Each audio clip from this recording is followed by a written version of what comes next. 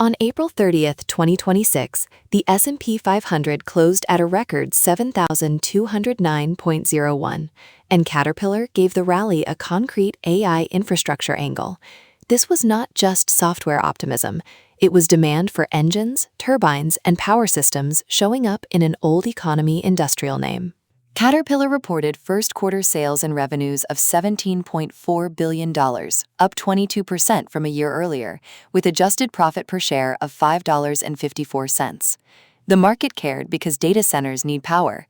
Caterpillar's power and energy business is tied directly to that build-out, turning AI from a cloud headline into an equipment cycle. Management pointed to a record backlog, with orders reaching $63 billion, up 79% from last year.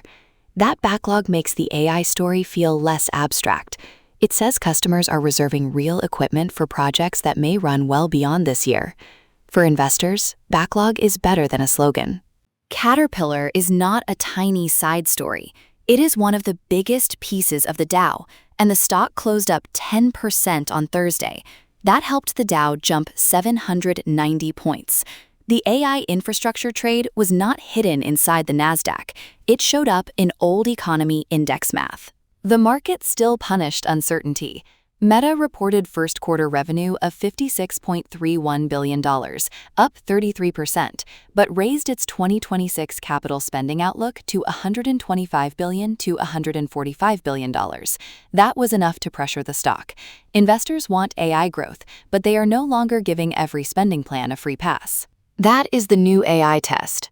Caterpillar showed demand turning into engines, turbines, and backlog. Meta showed how quickly the market can push back when spending rises faster than confidence.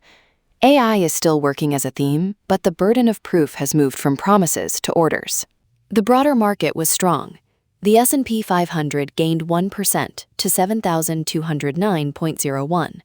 The Dow rose 1.6% to 49,652.14, and the NASDAQ climbed 0.9% to 24,892.31, also a record.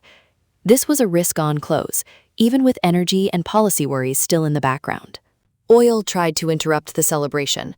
Brent crude briefly topped $126 overnight before pulling back near $114 by Thursday morning, while WTI sat around $104. The market still closed strong, but the warning is clear. Earnings can lift stocks, while energy keeps pressure on inflation. The energy shock is already reaching households. The national average gasoline price hit $4.30 a gallon, the highest since 2022, and about 44% above the pre-war level. That is why the rally needs a consumer check. Higher fuel costs can quietly pressure spending and make confidence more fragile. The Fed backdrop also got messier, but in a different way. Jerome Powell said he would remain on the board for a period of time, while Kevin Warsh prepares to take over his chair. That means the next phase may have a new chair, but not a quiet institutional transition. Powell's message was not only institutional. Inflation is still above target, and energy prices can make the next few inflation prints harder to read.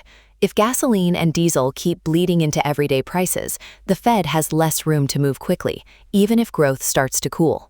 The April 30 rally was not blind optimism. It was more selective. Investors rewarded visible demand, real revenue, and companies tied to infrastructure. They punished uncertainty around massive spending. That is a healthier read than a simple AI boom headline, but it also raises the bar for every report. From here, watch 4 things: Caterpillar's backlog, the $4.30 gasoline line, Brent near triple digits, and whether Warsh inherits a divided Fed.